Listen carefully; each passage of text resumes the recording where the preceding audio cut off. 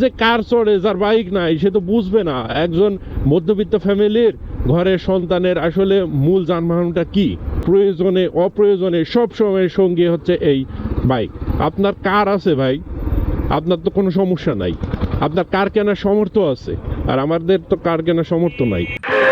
আমাদের মতো গরিবকে নিয়ে মিথ্যে পুতুল খেলা খেলবেন না।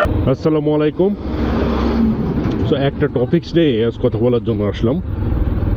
সজল আনবো, আমি আছি সজল আহমেদ। বিআরটিএ থেকে সরকারকে একটা রিকোয়েস্ট করা হয়েছে যে 2 চাক্কার যানবাহন যেন হাইওয়েতে না চলে। তো এটা খুবই দুঃখজনক একটা ব্যাপার। এই ধরনের রিকোয়েস্টের কারণে আসলে আমরা যারা বাইকার আছি তাদের অনেক বড় ক্ষতি হতে পারে। তো বলতে আমরা তো কোথাও যেতেও পারবো না। কেন ভাই, এইটা নিয়েই কেন এত সমস্যা? এই যে 3 চাক্কার যত যানবাহন হাইওয়েতে অবাধে চলতেছে, হ্যাঁ, অবৈধ যানবাহন, সেগুলো নিয়ে কিন্তু আপনাদের কোনো মাথা ব্যথা নেই। যত মাথা ব্যথা এই 2 চাক্কা নিয়ে, মানে মোটর সাইকেল নিয়ে। আমরা যারা হাইওয়েতে রাইড করি অবশ্যই 100% সেফটি নেওয়ার চেষ্টা করি। এত পরিমাণ আসলে 3 চাক্কার যানবাহন, সেইগুলো নিয়ে কোনো চিন্তা নাই, টেনশন নাই, হ্যাঁ, কোনো কথা নাই। যত কথা হচ্ছে মোটরসাইকেল নিয়ে, মানে বাইকারদের পিছনে কেন পড়ে থাকতে হবে ভাই? আল্লাহ তোমার কাছে বিচার দিলে আমার এলাকার মতো আপনার এলাকা সব এলাকাতেই কিন্তু এই ধরনের 3 চাক্কার বাহনের ঠেলায় মানে রাস্তায় উঠা যায় না। হ্যাঁ, এত পরিমাণে এই 3 চাক্কার যানবাহন, মানে এদের নিয়ে কোনো সমস্যা নাই, এদের কারণে অ্যাক্সিডেন্ট হচ্ছে কোনো সমস্যা নাই। হ্যাঁ, প্রপার স্কিল করা ড্রাইভারের অভাব, সেটা সমস্যা নাই। সমস্যা বাইকারদের নিয়ে। আরে ভাই, নিজের আগে ঠিক হন। 3 চাক্কার যানবাহন এর কোনো লাইসেন্সই নাই, বিআরটি কোনো লাইসেন্স প্রদান করে নাই। কিন্তু বিআরটি কি জানে না যে বাংলাদেশে কত পরিমাণ এই ধরনের যানবাহন চলে? তারা কি কোনো পদক্ষেপ নেয় না? নেয় না, আসলেই নেয় না। কি কোনো কথা? আপনারা প্রপারলি একজনকে ড্রাইভিং লাইসেন্স প্রদান করেন, দেখেন তো যে বাংলাদেশে অ্যাক্সিডেন্ট কমে কি কমে না। বিশ্বের কি এমন কোথাও আছে যে সিসি লিমিট করা আছে বাইকে? আছে কে ভাই? আছে কোথাও? আছে? শুধু বাংলাদেশেই আছে যে 165 সিসির পরে মোটর সাইকেল কিনতে পারবে না। আর কোনো দেশে আছে বলে তো আমার মনে হয় না যে এরকম সিসি লিমিট করা। আসলে স্বল্প জ্ঞান ভয়ঙ্কর কথায় আছে, আসলে বিষয়টা সেই রকম। যাই হোক, বাংলাদেশ সরকার এটা পদক্ষেপ নিয়েছে যে এই সিসি লিমিটটা কিছুটা হলেও বাড়বে, সেটা অনেক বড় ব্যাপার। এরই মধ্যে আবার শোনা যাচ্ছে বিআরটিএ থেকে সুপারিশ করা হয়েছে যে মোটরসাইকেল হাইওয়েতে উঠতে পারবে না। বাহ, আরে 5 বছর অপেক্ষা করে ড্রাইভিং লাইসেন্স নিলাম এবং কনফিডেন্সের সঙ্গে পাশ করে ড্রাইভিং লাইসেন্স নিলাম, ওটার কি ভ্যালু নাই ভাই? আর এই যে যত যানবাহন রাস্তায় চলতেছে দেখুন একবার, এই যে এগুলো, এদের কি ড্রাইভিং লাইসেন্স আছে না? এই যানবাহনগুলোর কোনো লাইসেন্স আছে? তাহলে এইগুলো যে চলে এগুলো আপনাদের চোখে পড়ে না। সঠিকভাবে ড্রাইভিং লাইসেন্স প্রদান করেন। একজন পারফেক্ট মানুষের ড্রাইভিং লাইসেন্স দিন, কোনো ধরনের ঘুষ ছাড়া ড্রাইভিং লাইসেন্স দিন, 2 মাসের মাথায় ড্রাইভিং লাইসেন্স দিন, ম্যাক্সিমাম 2 মাসের মাথায় দিন।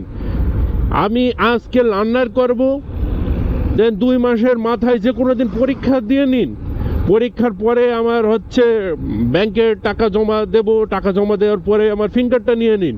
ফিঙ্গার নেওয়ার পরে কয়েক সপ্তাহের ভিতরে আমার স্মার্ট কার্ড দিয়ে দিন, দেখি সব কিছুই প্রপারলি করেন।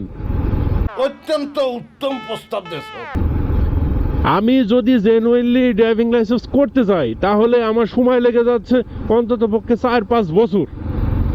কেউ চাইবে যে 4-5 বছর এইরকম অপেক্ষা করে ড্রাইভিং লাইসেন্স করার? আর স্কিল লাগছে না তো ড্রাইভিং লাইসেন্স নিতে। আসলে আমি রাইড পারি কি পারি না এটা তো সরকারের জানানো লাগছে না।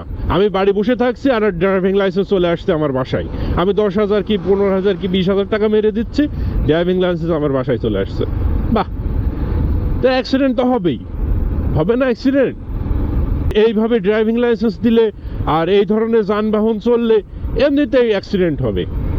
আসলে স্কিল নেই তো রাইডারের, বাইক চালানো শিখছে 3 মাস, তারপরে এভাবে 15,000 টাকা দিয়ে ড্রাইভিং লাইসেন্স নিচ্ছে, নিয়ে এসে হাইওয়েতে যাচ্ছে, অ্যাক্সিডেন্ট করছে। আসলে দোষ কি মোটরসাইকেলের না দোষ ওই রাইডারের? এবার বলেন।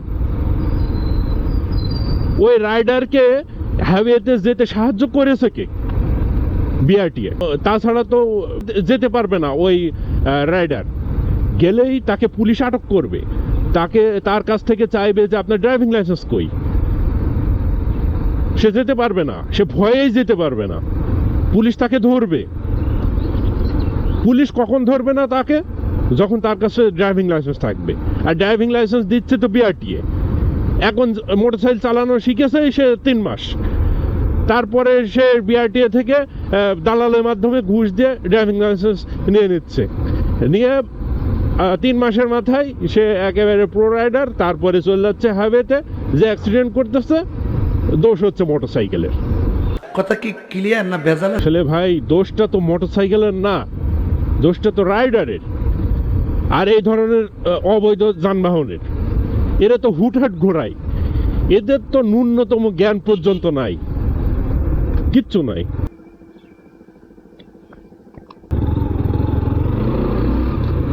আসলে একদম সকালে বাসা থেকে বেরিয়ে গেছে আপনাদের উদ্দেশ্যে কিছু কথা বলার জন্য। মানে কাল রাত থেকে আমার মানে এত রাগ হচ্ছিল এই বিষয়টা দেখে, সেটা বলার বাহিরে। এই ধরনের সুপারিশ করবে অযৌক্তিক, এটা তো কোনো কথা হতে পারে না।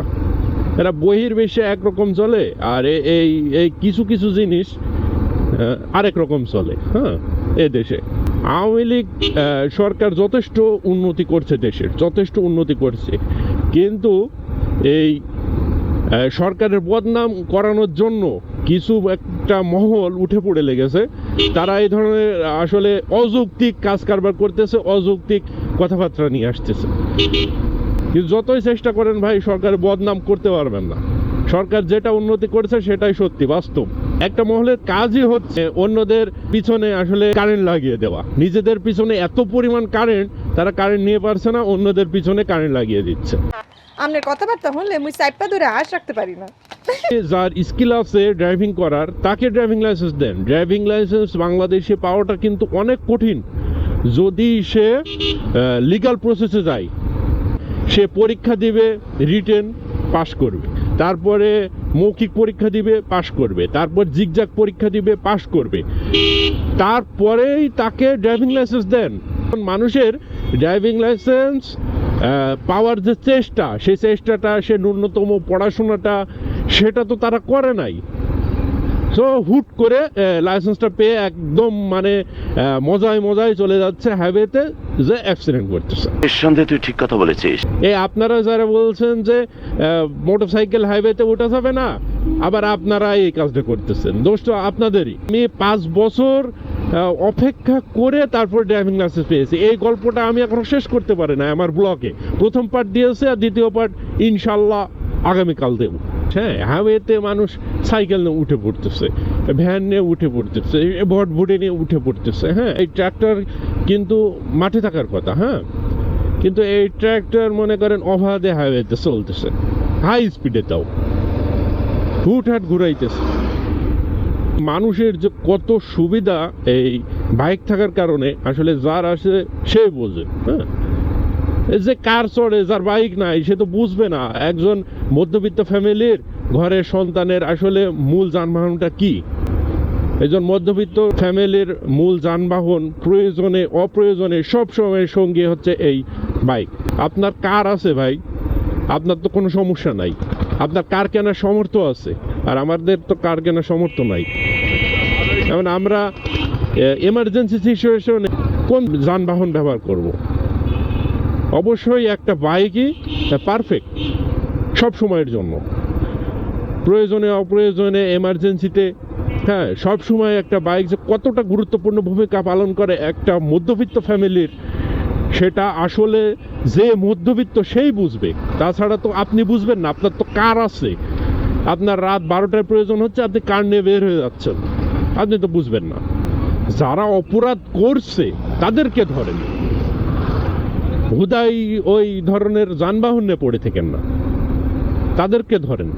এই যে যারা এই পাখি ভ্যান চালাইতেছে তাদেরকে ধরেন।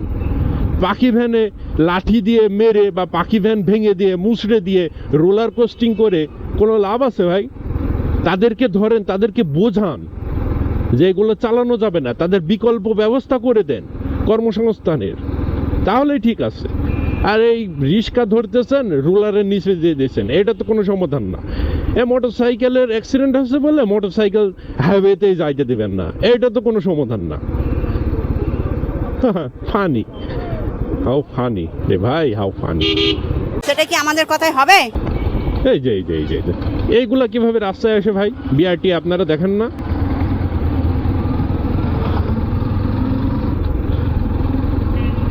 যত দোষ নন্দ ঘোষ। তো অনেক বক বক করলাম, মানে কিছুটা রাগও হয়েছিল। আসলে যেটা সত্যি আমি সেটাই বলি। আমার চ্যানেলে সাবস্ক্রাইব করে আমার পাশে থাকবেন, পাশে থাকা বেল বাটনে ক্লিক দিয়ে রাখবেন, তাহলে আমার পরবর্তী ভিডিওগুলো খুব আরাম আয়েসের সঙ্গে দেখতে পারবেন।